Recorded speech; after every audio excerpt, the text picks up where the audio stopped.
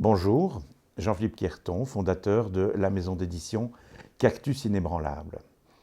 Cactus Inébranlable est né en 2011 et donc devrait en principe, si tout va bien, fêter ses 10 ans en grande pompe, mais on n'a pas encore commandé les pompes puisque voilà, on ne sait pas comment les choses vont se passer. Alors en réalité, la maison d'édition a vu le jour parce que j'ai commencé ma carrière dans le monde du livre, si je puis dire, en tant qu'auteur, et donc j'ai publié quelques ouvrages dans différentes maisons d'édition. Et au bout d'un certain nombre d'expériences, je me suis rendu compte que le travail que me proposaient les éditeurs avec qui j'avais travaillé, je serais totalement en capacité de le faire moi-même.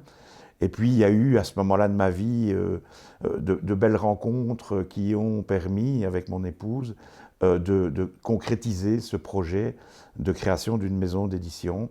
Et évidemment, avant de parler de notre catalogue, de ce que nous avons publié, sans doute qu'il serait nécessaire d'expliquer pourquoi Cactus Inébranlable, parce que c'est quand même un nom qui interpelle. On m'a souvent comparé, je ne sais pas pourquoi exactement, à un cactus de par mon caractère, paraît-il, un peu piquant.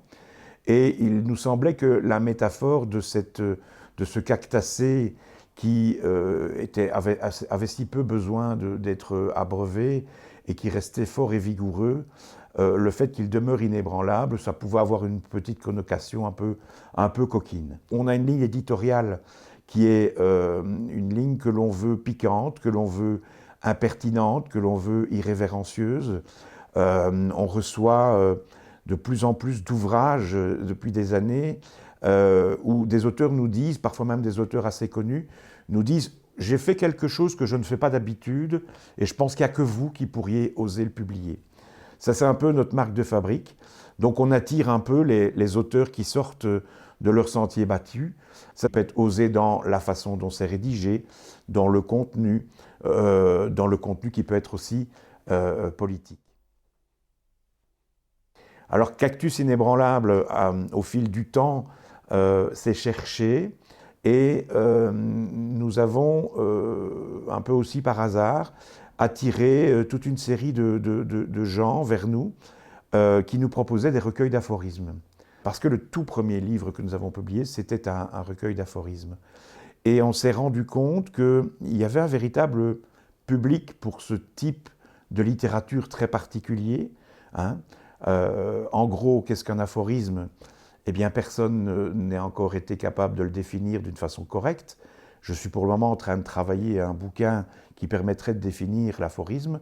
Et la plus belle réflexion que j'y ai trouvée, c'est quand on ne me pose pas la question, l'aphorisme, je sais très bien ce que c'est. Mais quand on me le demande, je ne suis incapable de le définir. En gros, c'est un fragment, c'est de la littérature très brève, et c'est un domaine qui nous passionne et qui est devenu quelque part un peu notre identité.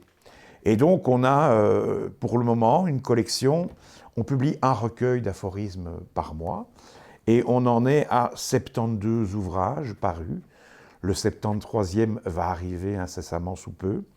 Et on y retrouve maintenant, depuis peu, des auteurs d'origine espagnole, par exemple, comme Ramon Eder, qui est un auteur qui a énormément de succès dans le monde de l'aphorisme en Espagne et qui a souhaité être publié en français par nos soins. On y retrouve des gens un peu plus connus comme André Stas, comme Francesco Pito, qui sont des gens qui ne sont pas nécessairement que des auteurs d'aphorismes, mais qui excellent dans ce genre-là. On a un gros public, un gros potentiel d'auteurs d'origine belge. On a aussi énormément d'auteurs français qui viennent sonner à notre porte. Et c'est réellement devenu, j'ai envie de dire, notre marque de fabrique dans la collection Petit Cactus.